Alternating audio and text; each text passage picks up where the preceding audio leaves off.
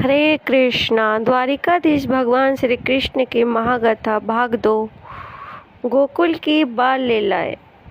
पिछले भाग में आपने सुना कि किस प्रकार भगवान श्री कृष्ण का दिव्य जन्म हुआ और वासुदेव जी उन्हें सुरक्षित गोकुल ले आए। अब आगे सुनिए उनकी मनमोहक बाल लीलाएं। गोकुल में नंद बाबा और माता यशोदा के आंगन में हर दिन उत्सव जैसा वातावरण रहता था। नन्हे कान्हा की मधुर मुस्कान देखकर हर किसी का हृदय प्रसन्न हो जाता। उनकी बड़ी बड़ी आंखें, घुंघराले बाल और चेहरे के अलौकिक आभा सभी को अपनी ओर आकर्षित करती थी। लेकिन कंस चैन से नहीं बैठा। उसे विश्वास था कि उसका काल जीवित है। उसने एक एक करके कई राक्षसों को गोकुल भेजना शुरू किया। सबसे पहले आई राक्षसी पुताना। उसने एक सुंदर स्त्री का रूप धारण किया और नन्हे कृष्ण को विष पिलाकर मारने का प्रयास किया। लेकिन भगवान तो स्वयं सृष्टि के पालनहार थे। उन्होंने विष नहीं बल्कि पूतना का प्राण ही खींच लिया। मरते समय पूतना को भी भगवान ने मां का सम्मान देकर मोक्ष प्रदान किया। कुछ दिनों बाद त्रिनावर्त नामक राक्षस भयंकर आंधी बनकर आया। उसने कृष्ण को आकाश में उठा लिया। लेकिन थोड़ी ही देर में भगवान इतने भारी हो गए कि वो राक्षस स्वयं धरती पर गिर पड़ा और उसके प्राण निकल गए। धीरे धीरे कान्हा बड़े होने लगे। अब उन्हें माखन बहुत प्रिय थे।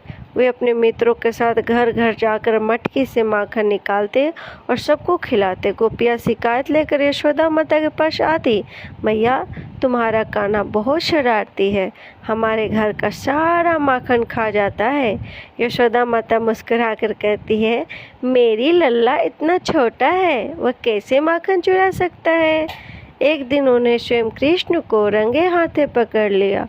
उन्होंने कहा को रस्सी से उलक से बांध दिया। लेकिन भगवान ने उसे उखल को खींचते हुए 2 विशाल अर्जुन वृक्ष गिरा दिया और उनमें बांध दिए। देवताओं को मुक्त कर दिया। एक दिन यशोदा माता ने कृष्ण से पूछा, कान्हा क्या तुमने मिट्टी खाई है? कृष्ण ने भोलेपन से कहा, नहीं मैया, मैंने मिट्टी नहीं खाई। जब माता ने उसका मुंह खुलवाया तो उसमें पूरी सृष्टि का दर्शन किया।